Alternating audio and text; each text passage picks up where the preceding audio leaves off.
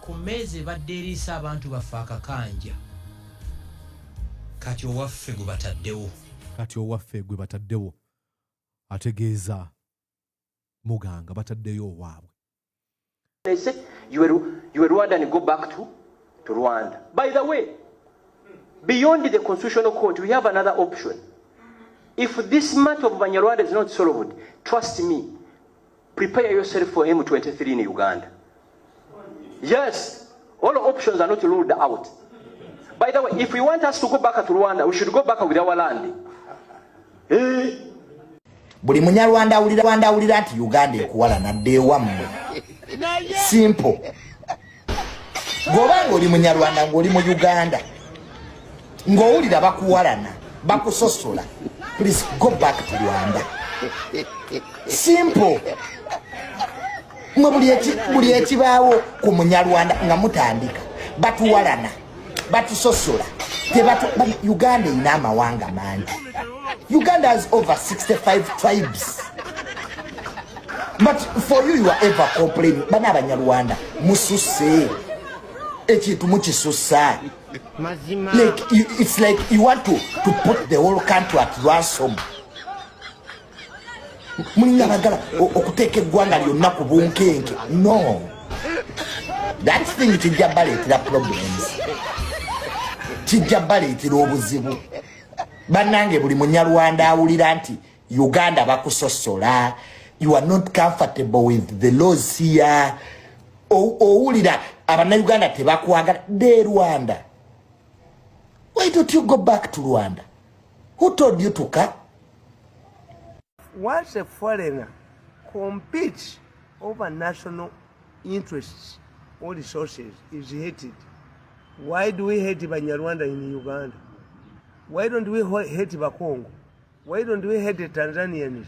Why don't we hate Kenyans? The issue is, baliche bayingira mu national chi. Buli foreigner wayingirira bannansi bamukyawa. Bamulukyawa. When he talked about Uganda and then Rwanda, sometimes people confuse. And in fact, because I have also lived and grown up in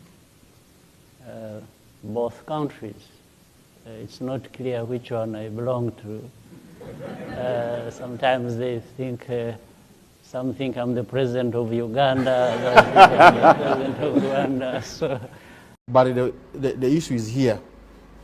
These Balalo have come to occupy land and displace people. There is a program, a deliberate program to make them settle. They are aided by power. Because you hear from them. Ntekateka ya Museveni mu bwongo bwe. Museveni adayina plan esooka.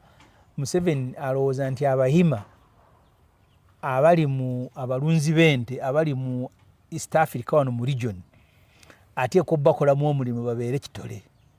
Era abasisinkana kyovulaba nabiyogerako mu parliament ayina essomero lye yateeka eyo Kanyareru ayinayo primary ne secondary ne Gomba ayinayo basomera bwereere. Abasomera mu eryo essomero basomera bwereere yasasula bwamala ayina scholarship ya 23 billion mu State House n'abasindika ebweyo ne bagenda ne basoma. Museveni yeetegekera nti abantu bajja kutufuga ne bajja kutuuka balemererwe kuba naffe tugenda kutuula oba kale ffe ne bwe tunaatuula abaana tebajja kutuula. In fact amagezi gembawa ba investing ennyo mu bwenkanya kuba ne balina bisobola biruzinga abasinga obunye kye tebakiraba. Oli bw'abeera ng'akutte omudumu gw'emmundu nga yalina trigger alaamwe n'abalo kyovala Museveni yagamba mu kalungu agamba Kyagulanyi nti omuntu omu akutte emmundu asobola okuba abantu 10. Kyataatugera ne mubali 10 sobola okuvaamu omu naye n'agibaka. Kuba obwongo bwe ye yatunulira agiti yatunuulira nti agina tiwali gwe bagizaala naye kuba ne Museveni tiyagiina yabakambake n'ayingira ensiko. Ensi buli weebulamu obwenkanya ne system etuuka ekiseera abantu ne beekyawa. Kokwekyawa kwabwe kananga mwenna mugifiiriddwa. Nze nali e Khartoum, ekibuga kya Khartoum Africa weefunira obwetwaze. Ekibuga ekyali kisinga Khartoum yali London, Khartoum ng'esinga Brussels ku independence.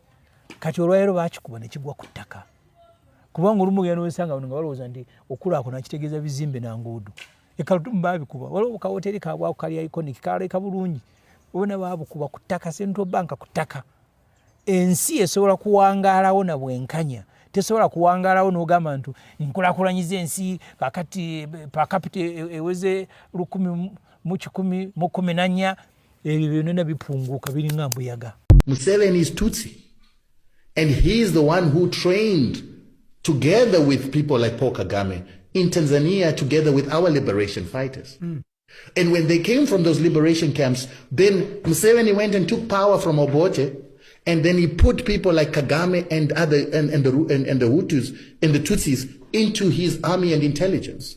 They then started murdering non-Tutsis who wanted power in Uganda because they were majorities. And that's how Museveni becomes the president of Uganda as a Tutsi, and then he begins to assist Kagame to then create a force that is going to take power in Rwanda. And then they must take power in Rwanda, instill a Tutsi in Burundi, and instill a Tutsi in Congo. So when they then succeeded in getting what do you call him? Kabila into power, Kabila refused to put Tutsis into his government. And when he refused, then Kagame and Museveni then sent their armies and rebels into Congo with an intention to remove Kabila. Kabila then ran to SADC. And that time SADC had an organ, or the military institution was called the organ, which was being headed by Mugabe. And he said, listen, they want to overthrow me. And he gave them the reasons why they want to overthrow. Mugabe sent a fact-finding mission that it consisted of Zambians, Namibians, Angolans, South Africans, and everybody from SADC region. And he realized that this was actually a problem. So they went to Uganda, they went to Rwanda, they couldn't find Museveni when they went to Uganda, they couldn't find Kagame when they went to Rwanda, but they got information that there was going to be an overthrow of Kabila, and then the UN was going to be forced to actually come up with a policy that says Congo must be broken down into 5 countries. Jeez. The 5 countries would then be easier to loot. Ndi musajja ali mu byenjigiriza agezaako okusomesa bannayuganda n'abaana baabwe ate ekyokusalirwa nti ne bwe tuba tusomesa abayizi teri agamba nti oyo amusomeseza by'Abanyarwanda, nti ne bagenda okukola tebagamba nti oyo yayiga by'Abanyarwanda. Tutegereganye. So kati ye musaba nga fountain of honor ng'omuntu ye akozesa okutegeera okutasosola mu mawanga, atunuulira abantu n'alaba obusobozi bwabwe era n'atambulira ku busobozi bwabwe, era awo wajja okusinziira akole ki, akole obwenkanya.